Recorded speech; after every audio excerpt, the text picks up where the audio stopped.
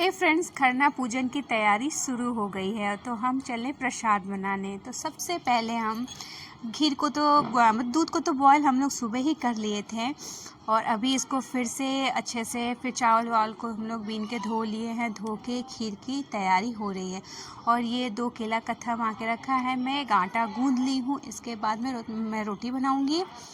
थोड़ा सा dry fruits मैंने कहा कि जब खीर में डालने के लिए, तो ये कटर मैंने मीशो से लिया था। मैंने सोचा आज इसका उद्घाटन कर ही देती हूँ। तो फिर मैंने ट्राई किया तो देख रही थी कि कुछ ज़्यादा ही बारीक हो गया था। खीर में इतना बारीक अच्छा नहीं लग रहा था, तो मम्मी बोली हाथ से तोड़ने। फिर उसके बाद खीर का प्रोसेस मम्मी कर रही थी। गुड़ का खीर ही बनता है तो हमने थोड़ा सा इसमें बतासा डाला, गुड़ डाला, चावल डाला और ड्राई फ्रूट्स डाला।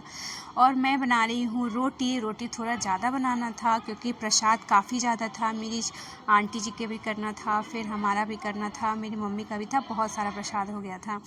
और फिर हम आलता लगाएं तो मेरी मम्मी हाथ की थी तो बोलिए दो मैं ही लगा देती हूँ, तो मैंने लगवा लिया। फिर उसके बाद हम लोग साड़ी पहन लिए थे, रेडी हो गए थे।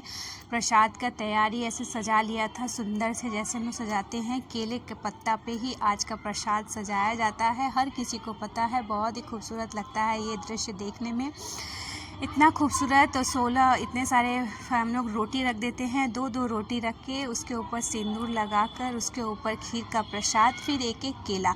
वैसे हर एक पत्ते पे हम लोग मतलब जितना जिसका अर्घ होता है उस हिसाब से 2 अर्घ है तो 2 न्योज काढ़ेंगे, 4 अर्घ है तो 4 न्योज काढ़ेंगे। न्योज मतलब होता है प्रसाद, हमारे यहाँ बोलते हैं। तो बस मैं तो आधा चूड़ी पहनी थी, आधा चूड़ी पहनना भूल गई थी। तो फिर मैंने फटाफट से आधा चूड़ी भी मुझे फाइनली याद आ गया, आधा काम करते करते फिर मैंने फटाफट उससे भी चूड़ी पहन लिया। मम्मी को भी पहना दिया, वो भी भूल गई थी।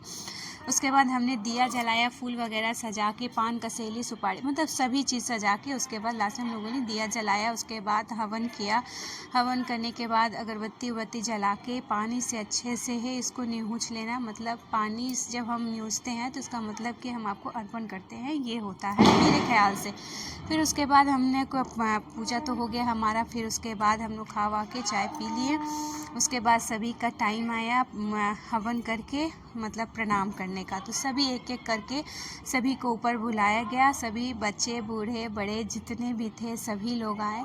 आसपास के भी जो लोग थे वो भी आए, सभी आके। और ये मेरा छोटा सा नन्हा सा भतीजा शरारती करता हुआ, बहुत इसको इतना बुद्धि है कि मैं क्या बताऊँ। मतलब हर चीज़ इसको एक एग्जैक्ट सब कुछ पता होता है, अगर बता दो तो बहुत अच्छे से करता है। उसके बाद फिर सिंदूर का टीका सबको लगाया।